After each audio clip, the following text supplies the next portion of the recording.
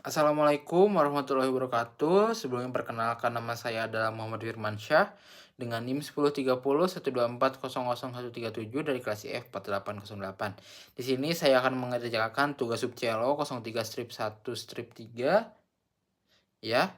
03 tugas sub CLO 03 strip 1 strip 3 mata kuliah kalkulus lanjut, dan berikut videonya. Baik, assalamualaikum warahmatullahi wabarakatuh. Halo semuanya, sebelumnya perkenalkan, nama saya adalah Muhammad Firmansyah dengan NIM 1030 124 00137 dari kelas IF 4808. Di sini izinkan saya untuk mengerjakan tugas sub CLO 03 strip 1 strip 3 yang diampu oleh dosen Buntit. Oke, langsung saja kita masuk ke nomor 1. Di sini diketahui bahwa ada sebuah partikel bergerak di sepanjang lintasan berupa helix yang diberikan oleh RT sama dengan sin TI plus cos TJ plus T kuadrat min 3T plus 2K. Nah, di sini tuh di mana si komponennya tuh si komponen K-nya tuh menyatakan ketinggian dalam meter dari permukaan tanah, dan si T-nya tersebut lebih dari sama dengan 0. Nah, kita masuk saja ke soal yang pertama.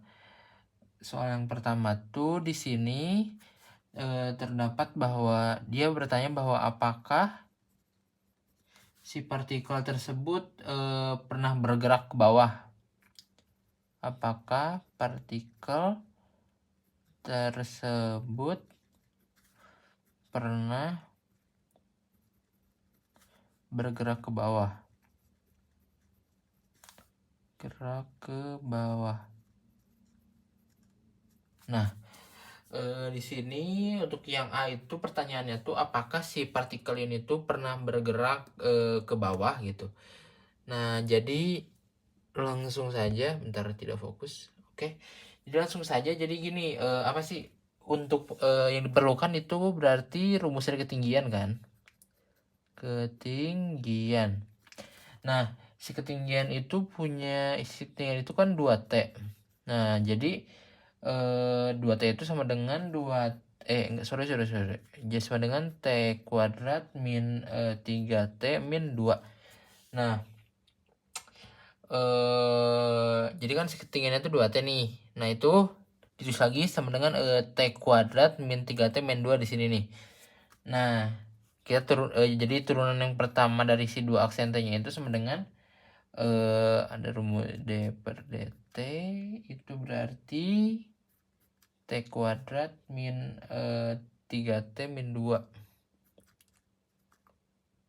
Nah, oke. Nah, ini juga kita hitung ya. Kita substitusiin aja langsung, kita hitung, maka dia akan mempunyai hasil 2T min 3. Nah, di sini tuh ada ada pernyataan lah gitu. Jadi jika si Z, ya si Z-nya tuh nih, jika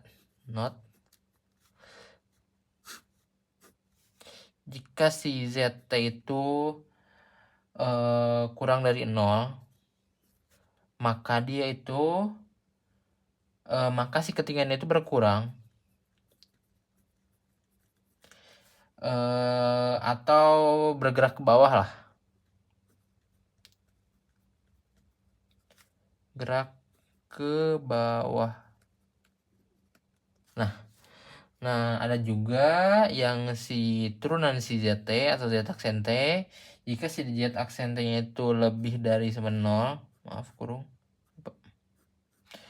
Nah, jika dia lebih dari 0, maka dia akan bertambah ketinggian itu.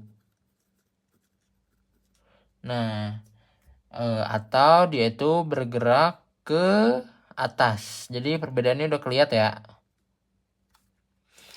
Jadi kalau si ZT tanpa turunan itu dan dia kurang dari 0, maka si ketinggiannya itu akan berkurang atau dia itu akan bergerak ke bawah. Nah, ada juga si Z aksen T.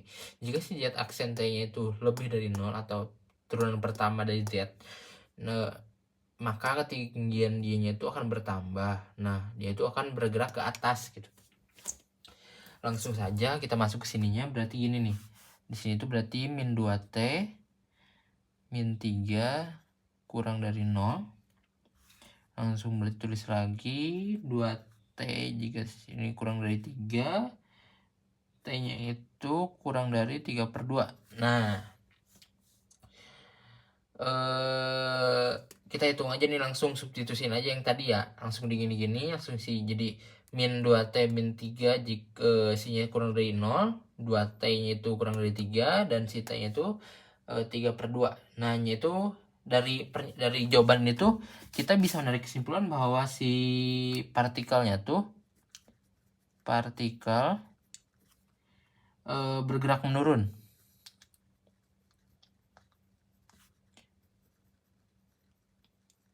Bergerak menurun karena nih 0 kurang dari sama dengan T kurang dari sama dengan 3/2. Nah, jadi si partikelnya itu bergerak ke bawah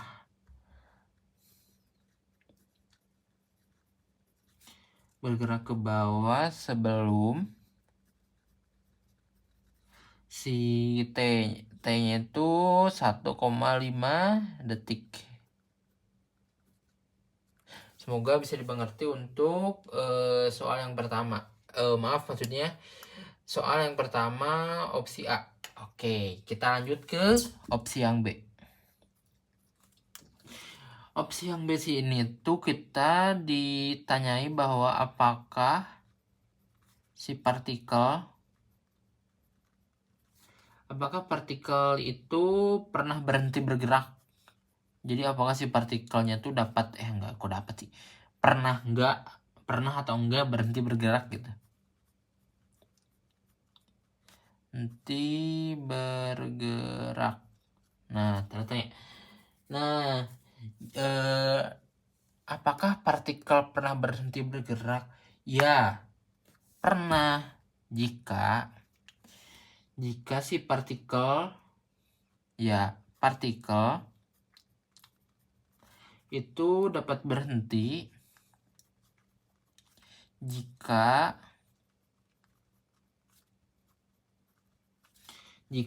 kecepatan totalnya tuh sama dengan 0.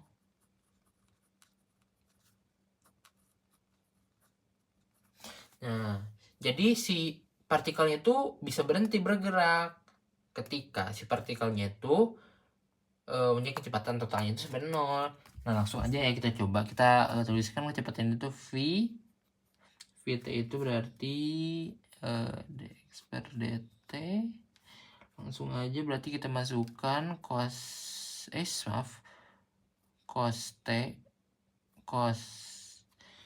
T di min sin Tj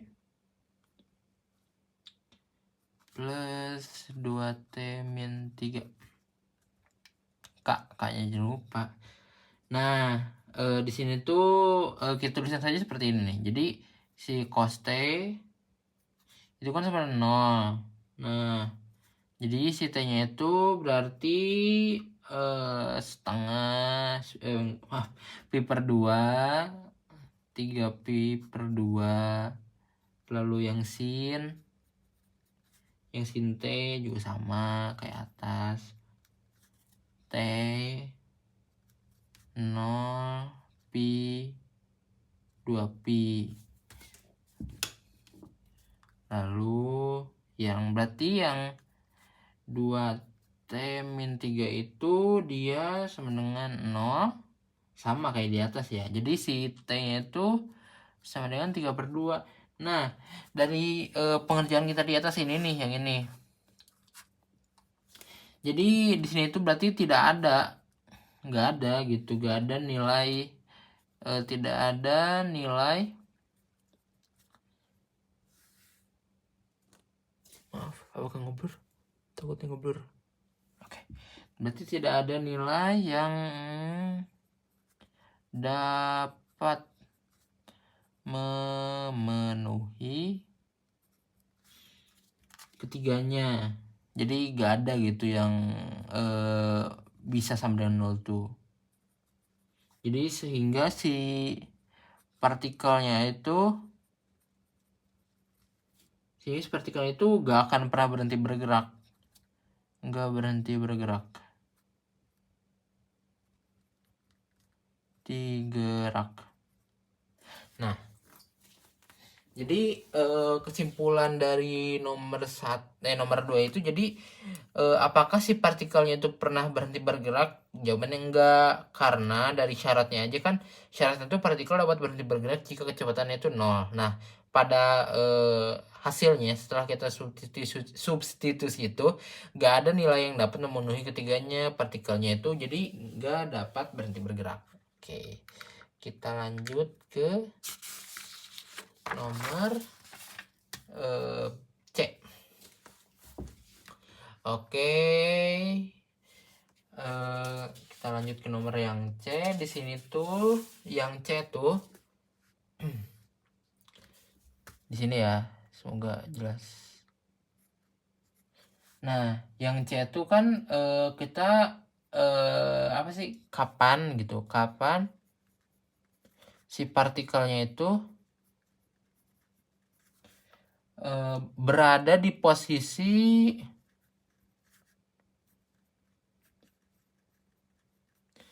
12 meter di atas tanah.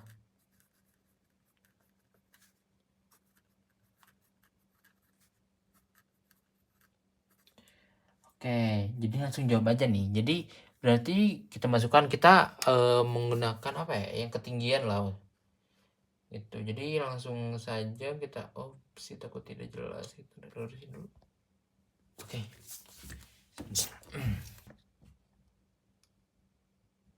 Oke, maaf sebelumnya barusan ada kesalahan teknis, kameranya tiba-tiba ngeblur. Kita jelasin lagi dari awal ya. Jadi pada yang C itu dia bertanya kapan si partikelnya itu berada di posisi 12 meter di atas tanah. Nah, langsung aja kita menggunakan rumus ketinggian. Itu kan ketinggian itu kan sama dengan 2T. Ya, sama dengan T kuadrat min 3T plus, itu plus ya, plus 2. Nah, di sini kita mencari 2T sama dengan 12. Karena kan sini 12 meter ya. Jadi 12. Langsung di sini kita masukkan yang T kuadrat min 3T plus 2-nya. T kuadrat min 3T plus 2 sama dengan 12. Nah, si T kuadrat min 3 plus min 10 sama dengan 0. Dari mana sih min 10-nya tuh? Min 10 didapat dari yang 12-nya kan dipindah luas ke kiri. Jadi 12 min 12 dikurangi 2. Jadi sama dengan min 10. Nah, setelah gitu, setelah ruas kanannya 0, kita langsung ini memfaktorkan aja. Langsung di hasilnya seperti ini. Kenapa sih faktornya kayak gini? Kenapa faktornya kayak gini? Karena di sini T kali T kan T kuadrat. Min 5 plus 2 kan min 3. Dan seterusnya sampai hasilnya sama. Nah, dari hasilnya ini kan kita bisa menarik kesimpulan nih, bahwa si T-nya tuh T-nya itu kan sama dengan 5, atau T-nya itu sama dengan 2. Nah, dikarenakan nih ada salah satu syarat lagi kan tadi.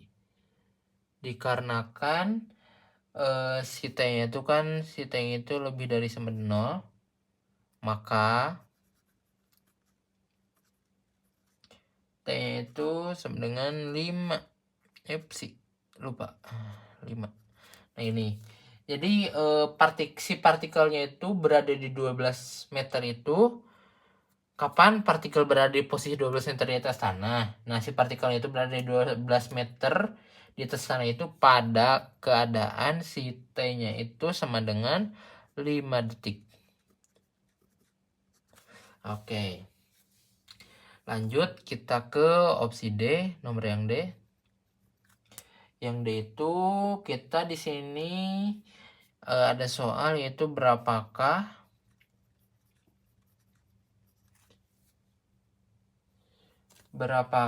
kecepatan partikel saat berada pada ketinggian 12 meter.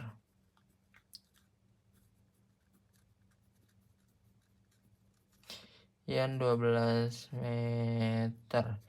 Nah, di sini tuh apa ya?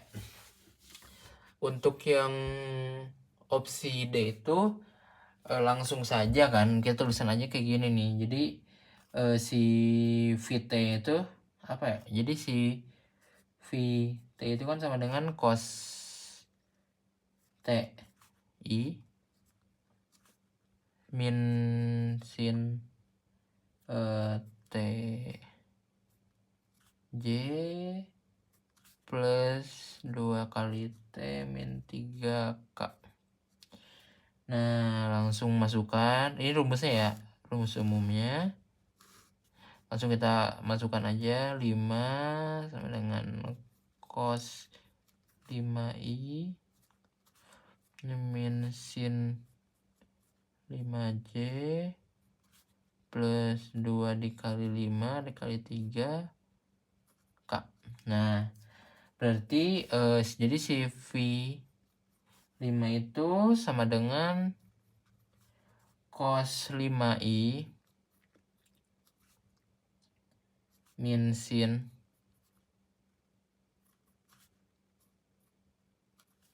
5j ditambah 7K. Nah, 7K itu dari mana? Ini maaf, ini minus min 3. 7K itu dari mana? 7K itu dapat dari 5 kali 2 10 min 3 jadi 7. Nah, langsung aja masuk lagi. Belum beres. Di situ berarti langsung masuk ke akarnya. Kita kecepatan menggunakan V aja ya. Nah, langsung akar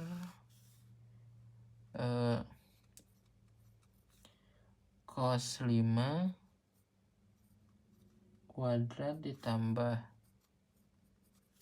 sin 5 kuadrat ditambah 7 kuadrat. Nah, di sini langsung aja kita masukin lagi ke sini. Berarti sama dengan akar maaf kepanjangan akarnya. Maaf. Berarti di sini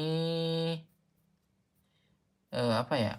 Berarti kan kita ketahui itu cos 5 kuadrat plus sin t kuadrat itu sama dengan 1 ya. Langsung tulis aja sama dengan 1 tambah 49. Akar 1 ditambah 49 gitu. Jadi itu sama dengan jadi akar 50. Nah, sama dengan 5 akar 2. Nah, itu. Jadi kecepatan itu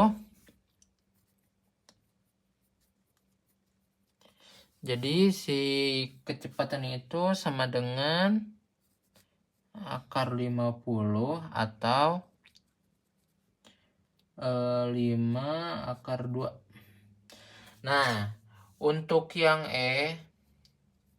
itu kan di sini soalnya tuh pada ketinggian 12 meter jika partikel itu keluar dari lintasan heliks dan bergerak di sepanjang garis singgung dari heliks, tentukan vektor arah dari garis singgungnya. Nah, ini tuh simpel aja jawabannya sebenarnya. Jadi jika keluar Jadi jika keluar dari heliks saat z-nya itu 12, maka arah gerakan atau vektornya tuh akan sama gitu sama arah kecepatan pada saat itu. Jadi partikel kan berada di langsung aja ya, langsung jawabannya. Jadi si partikel ini yang Jadi si partikelnya itu kan berada di 12 meter.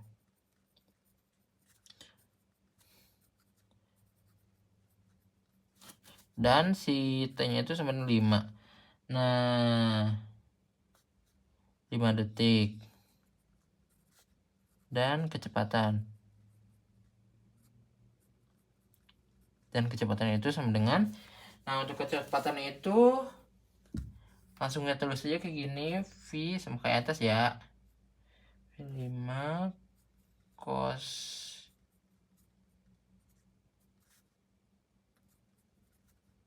sin 5J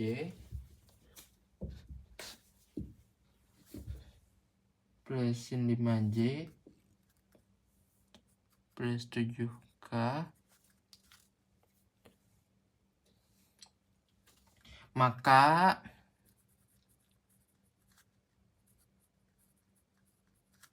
vektor garis singgungnya adalah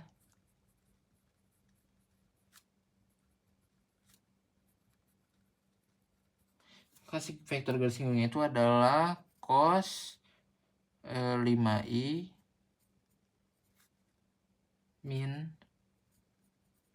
sin 5J plus 7K. Nah, ini untuk jawaban yang satu dari A, B, ini untuk jawaban yang nomor 1 A dan B, dan ini yang C, D, dan E. Oke, semoga penjelasan saya terkait tugas sub CLO 03 strip 1 tugas sub CLO 03 strip 1 strip 3 nya bisa dimengerti untuk yang nomor 1. Kita lanjut saja ke nomor yang 2-nya. Oke, masih bersama saya Muhammad Firmansyah dengan NIM 1030-124-00137. Di sini kita akan berlanjut ke nomor yang kedua. Nah, untuk lanjut ke nomor yang kedua ini, jadi di soal yang kedua tuh kan diketahui kurva itu kurva ya, diketahui kurva berikut Y 0 jika si X-nya itu kurang dari sama 0 dan X pangkat 3 jika si X-nya itu lebih dari sama 0, lebih besar. Nah, ada dua soal A dan B. Kita kerjakan yang A terlebih dahulu. Yang A itu diperintahkan untuk menentukan nilai Y aksen saat X-nya itu sama dengan 0. Nah, kita langsung saja. Pertama-tama untuk yang A, kita itu akan mengecek ke kontinuan ya. Kita cek kontinuan itu kan si apa ya? Dim jika si X mendekati 0 dari kiri dan Y-nya itu sama dengan, dan Y-nya sama 0, dan lim si X mendekati 0 dari kanan dan si X pangkat 3 itu sama 0. Nah, kita bisa menarik kesimpulan bahwa si X dan si X-nya itu sama 0 dan Y-nya itu sama dengan 0. Jadi maka fungsi kurva kontinu di X sama dengan 0. Kontinu di X itu sama 0 gitu. Nah, yang kedua itu kan kita itu cek kontinu ya ini ya. Ini tuh cek kontinu. Lalu setelah kita ngecek kontinuan itu kita cek lagi cek turunan. Kita akan mengecek turunan. Nah, kita akan cek turunan untuk si X-nya itu, pertama itu untuk si X-nya itu kurang dari 0. Maka si Y itu sama dengan, si Y itu sama 0 dan si aksen itu sama 0. Yang kedua itu untuk si X-nya itu lebih dari 0, si Y sama dengan X pangkat 3 diassign ke Y aksen, ini Y aksen sama dengan 3X pangkat 2. Kenapa 3X pangkat 2? Karena turunan dari si X pangkat 3 ini. Si X pangkat 3 ini kan Y diturunkan jadi 3X pangkat 2. Sama yang atas juga. Nah, setelah itu kita evaluasi limit. Evaluasi limitnya berarti limit si X mendekati 0 dari kiri itu kan limit Y aksen X sama 0. Nah, yang kedua itu limit y aksen x, limit 3x pangkat 2 sama 0. Ini tuh x mendekati 0 dari kanan, ini juga x mendekati 0 dari kanan. Nah, dikarenakan limit kanan sama kirinya itu sama, maka fungsi itu dapat diturunkan di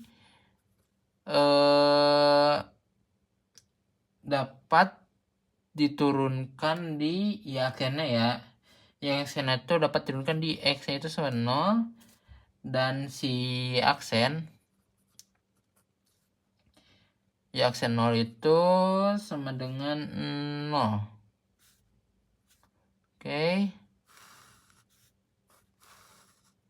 Ini untuk yang pertama, yang A. Lalu kita lanjut ke yang B. Yang B itu kita diperintahkan untuk Yang B itu diperintahkan untuk menentukan besar kelengkungan kurva di titik 00. Ya. Jadi kita itu pertama-tama tuh kita melakukan turunan pertama, hitung turunan pertama dulu. Nah, kita menghitung turunan pertama nih. Jadi untuk si x-nya itu lebih dari 0,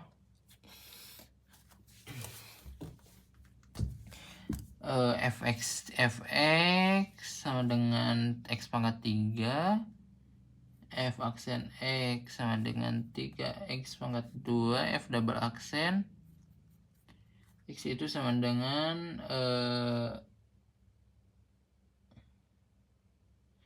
f double aksen itu sama dengan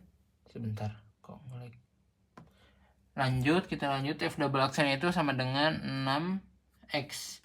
Nah, ini tuh di limit si x mendekati 0 dari kanan, f aksen x sama dengan 0, dan limit x mendekati 0 dari kanan juga, f double aksen x sama dengan 0.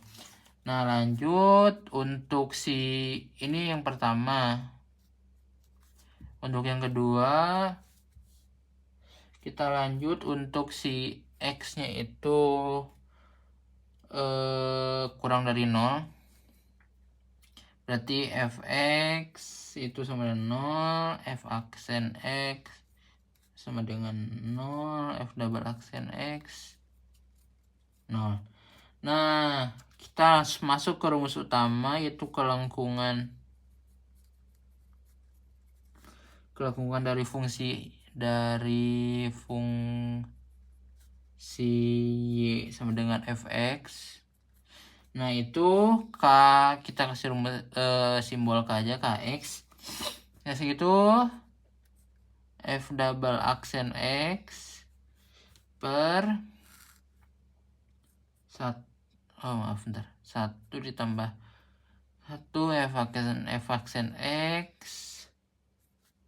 kali 2 pangkat 3/2. Nah, jadi